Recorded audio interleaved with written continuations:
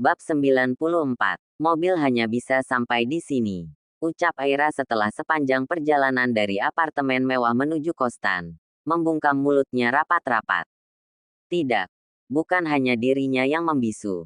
Tapi lelaki tampan dengan wajah yang terlihat begitu tenang di sampingnya pun ikut menutup mulutnya rapat-rapat.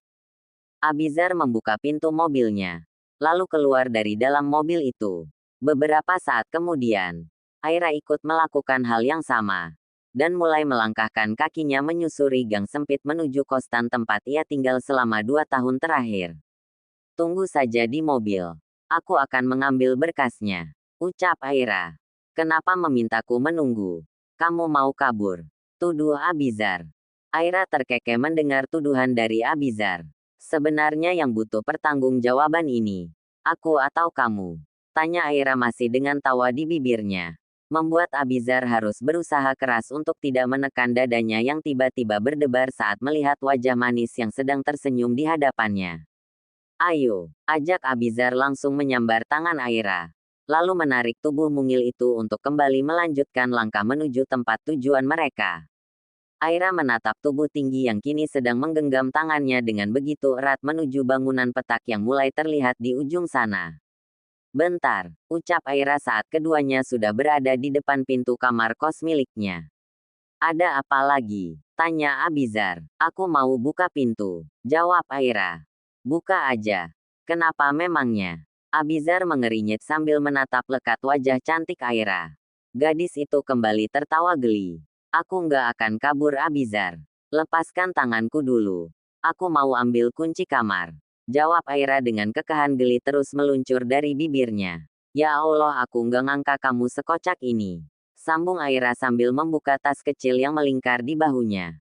Abizar hanya menatap wajah yang terlihat tak ada beban itu dengan seksama. Sejak semalam, ia bisa bebas melihat wajah gadis yang membuat hatinya berdebar dari jarak yang sangat dekat seperti ini. Kamu mau masuk? Tanya Aira. Abizar segera mengalihkan pandangannya ke sembarang arah, lalu mengangguk mengiyakan pertanyaan Aira. Keduanya lalu melangkah masuk ke dalam ruangan dengan luas beberapa meter itu. Ini langsung kamar, gak ada ruang tamu gitu? Tanya Abizar saat memasuki ruangan dan mendapati ada ranjang di sana. Aira kembali tertawa melihat wajah panik dari laki-laki yang katanya sudah menidurinya semalam. Namanya juga Kostan. Ya langsung kamarlah. Ini per bulannya 500 ribuan aja. Jadi gak mungkin punya ruang tamu. Jawab Aira. Lalu aku duduk di mana? Tanya Abizar. Tuh, Aira menunjuk ranjang kecil miliknya. Kenapa? Kamu takut? Bukannya semalam kamu sudah meniduriku. Kenapa sekarang masih takut? Tanya Aira dengan senyum penuh arti di wajahnya. Berharap lelaki ini menceritakan yang sebenarnya terjadi. Namun, setelah bermenit-menit berlalu, lelaki itu masih bungkam dan hanya membawa tubuh tegapnya menuju ranjang kecil dan berbaring di sana. Aku suruh kamu duduk, bukan berbaring, ujar Aira lagi. Aku ngantuk. Semalaman nggak tidur, jawab Abizar sambil menutup mata dengan lengannya. Aira yang berniat membongkar lemari pakaian untuk mengambil berkas penting miliknya, memilih duduk di atas kursi belajar yang ada di ruangan itu. Aku nggak tahu kenapa kamu melakukan hal ini. Nggak perlu kasihan dengan hidupku Abizar. Aku baik-baik saja. Justru jika nanti teman-teman kamu tahu, aku akan semakin dibenci oleh mereka. Ujar Aira tidak mengerti dengan sikap yang diambil oleh lelaki yang kini terbaring di atas ranjang sederhana miliknya. Dan jika kita sudah menikah nanti, aku tidak akan pernah membiarkan siapapun memandang remeh dirimu. Ujar Abizar masih sambil menutup matanya menggunakan lengan. Iya tapi kenapa? Tanya Aira. Ambil berkasmu. Aku akan membawanya pulang nanti. Pinta Abizar tanpa berniat menjawab pertanyaan Aira. Ia lantas membalik tubuhnya dan membelakangi gadis yang kini sedang menatapnya lekat dari atas kursi kecil yang juga berada di ruangan itu. Aira tidak lagi bersuara. Namun, ia belum juga beranjak dari kursi yang ia duduki. Hingga beberapa menit kemudian, dengkuran halus mulai terdengar dari atas ranjang sederhana miliknya. Yah, lelaki yang masih saja membuatnya bingung itu, sudah terlelap di atas ranjangnya. Beberapa saat kemudian, Aira bangkit lalu mulai memeriksa tempat penyimpanan barang-barang penting miliknya. 2 lembar berkas yang diperlukan sudah ia sisihkan di atas meja belajar miliknya. Lalu gadis itu melangkah masuk ke dalam kamar mandi dengan baju ganti dalam pelukannya. Biarlah. Jika memang ini adalah jalan yang sudah Allah gariskan, maka ia memutuskan untuk menjalaninya saja. Toh, wanita parubaya yang tadi memberinya banyak petuah pun tidak menuntut banyak hal, dan memberinya kesempatan untuk membicarakan apa saja yang perlu ia bicarakan dengan Abizar nanti. Beberapa saat kemudian, Aira keluar dari dalam ruangan kecil itu dengan tubuh yang jauh lebih segar. Pakaian yang entah milik siapa, sudah berganti dengan pakaiannya sendiri. Ia berdiri di depan pintu kamar mandi, sambil menatap tubuh bagian belakang Abizar, yang terlihat masih begitu tenang dengan lelapnya. Kejadian ini begitu mendadak, dan ia pun tidak tahu harus melakukan apa. Dengan langkah perlahan agar tidak sampai mengganggu seseorang yang tengah terlelap di dalam kamarnya, Aira keluar menuju dapur umum untuk membuat sarapan untuknya sendiri. Sejak tadi, cacing-cacing di perutnya terus saja meronta meminta diberi makan. Tidak lama, ia hanya membuat makanan instan seperti biasanya. 2 potong roti berlapiskan telur dan selembar sayuran hijau yang diberi saus, sudah terhidang di atas piring. Tidak lupa pula, ia menyeduh segelas teh hangat untuk ia minum. Aira kembali ke dalam kamar miliknya, dengan sepiring roti lapis sederhana juga segelas teh hangat. Saat membuka pintu kamar, ia tidak lagi mendapati lelaki itu di atas ranjang. Hanya suara gemercik air yang terdengar dari dalam kamar mandi. Setelah menarik nafasnya dalam-dalam, Aira melangkah menuju belajar miliknya, lalu mulai memakan sarapannya dengan perlahan. Tidak lama kemudian, pintu kamar mandi terbuka. Aira tidak memalingkan wajahnya sama sekali, karena ia tahu siapa yang kini berdiri di depan pintu kamar mandi. Retakan jantung semakin menggila saat tubuh tinggi yang tadinya berada di depan pintu kamar mandi mulai memangkas jarak mendekat ke arahnya. Abizar tersenyum melihat Aira yang begitu acuh terhadap dirinya, dan tanpa berkata apapun, ia segera meraih tangan yang sedang memegang 1 buah roti, lalu memakan roti itu tanpa bertanya pada pemiliknya. Aira tidak mencegah, meskipun ia begitu terkejut dengan perlakuan Abizar.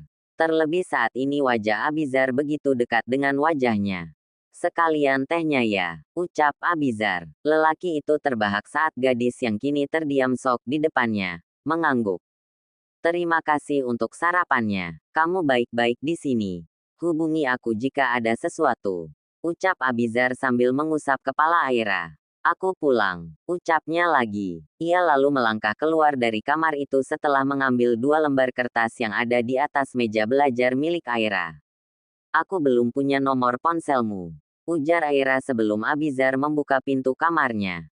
Abizar tersenyum, lalu merogoh ponsel pintar miliknya.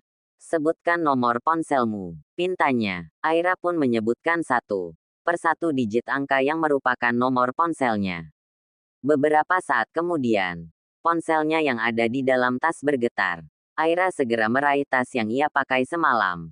Sedangkan Abizar sudah keluar dari dalam kamar itu sambil merutuki dirinya sendiri. Hubi, gumam Aira sambil melotot melihat nama yang kini tertera di layar ponselnya. Dasar lebay, umpatnya dengan wajah merona. Setelah panggilan tak terjawab itu berakhir, Aira kembali meletakkan ponsel miliknya di atas meja belajar. Tanpa mengganti nama yang sudah tersimpan di dalam daftar kontak miliknya itu, kenapa gak bangunin aku? Ucap Nira saat ia sudah berdiri di ambang pintu pembatas balkon dan kamar tidur.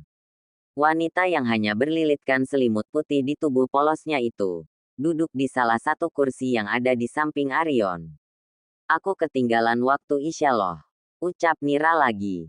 Arion menoleh, menatap wanita dengan rambut acak-acakan di sampingnya dengan tatapan teduh. Tangannya terulur merapikan rambut acak-acakan itu dengan hati-hati. Aku bangunin kamu tadi, tapi kamunya malah marah, jawab Arion bohong sambil tertawa geli. Terlebih melihat reaksi istrinya yang begitu terkejut. Masuk sana, kamu akan kedinginan, ucap Arion lagi. Kali ini tangannya sudah berpindah pada selimut yang terlihat jatuh, dan menampakkan pundak mulus Danira. Ia menarik selimut itu agar bisa menghalau pundak mulus itu dari terpaan angin malam yang berhembus di atas balkon. Aku mandi dulu. Baru kita pesan makan malam. Pamit Nira. Arion mengangguk. Ia melihat tubuh istrinya yang sudah berlalu dan kembali masuk ke dalam kamar tidur. Maafkan aku, lirihnya. Setelah beberapa saat kepergian Danira, lelaki tampan itu masih saja duduk di kursi yang tersedia di balkon. Pikirannya berkecamuk. Bingung harus memulai cerita tentang dirinya dari mana. Bermenit-menit waktu berlalu. Arion memaksakan diri kembali masuk ke dalam kamar. Ia melihat Danira sedang menunaikan kewajiban yang sempat istrinya itu lewatkan. Ia lalu melangkah perlahan dan naik ke atas ranjang yang sudah terlihat bersih untuk menunggu istrinya selesai dengan urusannya. Beberapa saat kemudian, wanita yang tadinya sedang bersimpuh di atas sajadah, bangkit sambil melepaskan setelan mukena berwarna putih gading dan melipatnya bersama sajadah yang baru saja ia gunakan. Ada yang mau aku bicarakan, ucap Arion. Danira mengangguk patuh. Ia lalu melangkah menuju ranjang dengan handuk kecil untuk mengeringkan rambutnya yang masih basah karena belum sempat dikeringkan tadi karena mengejar waktu. Duduk sini. Biar aku keringkan. Arion menepuk ranjang kosong di depannya. Danira menatap suaminya pencuriga. Kamu lagi gak ngerencanain sesuatu kan? Punyaku masih perih loh ini. Ucapnya sambil melangkah ragu-ragu. Enggak janji. Keke Arion lalu menarik tangan istrinya, El. Ketika wanita itu sudah berada di samping ranjang. Abis salat jangan lupa cium tangan suami. Biar lebih berkah. Sambungnya sambil mengulurkan punggung tangannya ke hadapan Danira. Danira tersenyum. Ia lalu mengecup punggung tangan itu takzim. Beberapa saat kemudian, ia duduk di depan Arion dan membiarkan lelakinya itu mengerikan rambut panjangnya yang basah. Dia gadis yang baik, sama seperti kamu, ujar Arion tiba-tiba. Danira diam. Dia tidak tahu siapa yang sedang dimaksud oleh suaminya ini. Namun, ia tidak sama sekali berniat menyela pembicaraan yang baru saja dimulai oleh Arion. Dia pergi saat aku belum sempat meminta maaf karena sudah membuatnya kecewa. Lirih Arion. Jantung Danira berdebar. Kini dia mulai menebak siapa yang sedang dibicarakan oleh suaminya ini. Aku jatuh cinta padanya hampir di sepanjang usiaku. Tidak. Aku mencintainya hingga rasanya ingin ikut pergi bersamanya ketika aku membuka mata di rumah sakit. Dan tidak mendapati dirinya di sana. Duniaku terasa berhenti saat itu juga. Tarikan nafas yang terdengar begitu berat membuat Danira memberanikan diri menggenggam tangan yang sedang mengusap lembut rambutnya menggunakan handuk kecil. Ia lantas membalik tubuhnya, lalu duduk berhadapan dengan Arion. Yah, setelah menikah ia sudah menceritakan banyak hal tentang dirinya pada Arion. Dan kini saatnya ia mendengarkan bagaimana kehidupan suaminya ini sebelum bertemu dan menikah dengannya. Dia mengidap penyakit yang membuat ia tidak bisa hamil. Bukan karena mandul, tapi karena penyakitnya itu. Dokter melarangnya untuk hamil. Karena jika nanti dipaksakan, akan sangat berbahaya untuk hidupnya. Suatu hari, entah apa yang membuatku berpikir bodoh. Niatnya aku hanya ingin membuat diriku sama-sama menanggung kesedihan itu bersama dengannya. Tapi keputusanku itu justru membuatnya sangat marah. Kami bertengkar hebat saat mobil yang aku kendarai masih melaju di jalanan. Hingga akhirnya kecelakaan yang membuat dia pergi selamanya pun tidak bisa aku hindari. Arion berhenti. Tiba-tiba ia menjadi takut melanjutkan kalimatnya. Takut. Jika nanti Danira akan mengetahui alasan kepergian seseorang di masa lalu. Akan kembali membuat wanita yang kini sedang berada di hadapannya ikut melangkah pergi dari hidupnya. Apa yang terjadi? Apa yang sudah kamu lakukan hingga membuat wanita baik itu terluka? Tanya Danira pelan sambil menatap sendu wajah tampan yang kini tertunduk dalam di depannya. Janji dulu kamu nggak akan melakukan hal yang sama, ucap Arion. Tentu, kita akan membicarakan apapun itu dengan baik-baik, jawab Danira. Aku melakukan tindakan vasektomi, ucap Arion sambil menatap lekat wajah Danira. Tidak ada reaksi apapun di sana. Wajah cantik itu masih terlihat begitu tenang ketika mendengar pengakuannya. Aku melakukan operasi kecil itu seminggu sebelum pernikahan kami. Niatnya ingin sama-sama merasakan duka bersama. Namun, sepertinya bukan itu yang dia mau. Dia marah dan memilih membatalkan rencana pernikahan kami yang sudah di depan mata. Sambung Arion.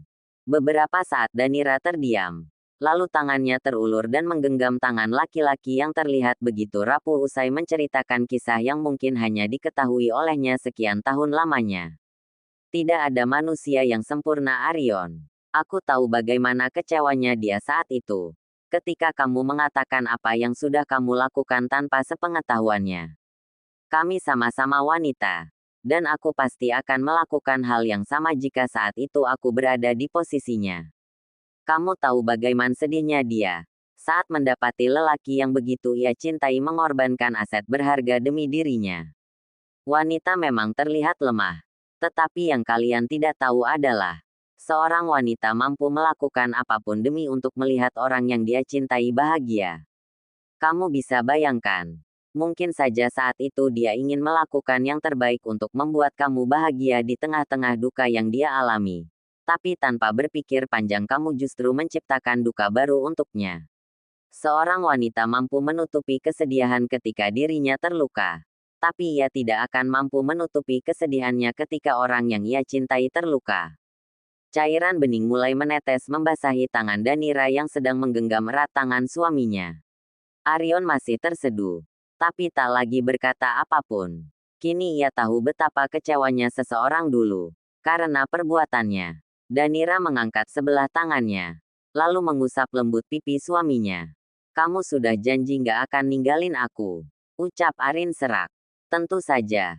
Aku baru menikah, masa ia harus jadi janda di usia pernikahan yang belum genap sebulan. Jawab Danira sambil menghambur masuk ke dalam pelukan Arion. Bawa aku ketemu dia nanti. Aku mau minta izin untuk mencintaimu. Dan akan aku katakan padanya nanti untuk tenang di sana. Karena aku akan mewujudkan impiannya yang belum terwujud. Dan membuat kamu bahagia. Sambung Danira sambil terbenam dalam pelukan Arion. Aron tidak menjawab. Ia hanya semakin mengeratkan pelukannya di tubuh Danira sambil mengecup puncak kepala istrinya berulang kali.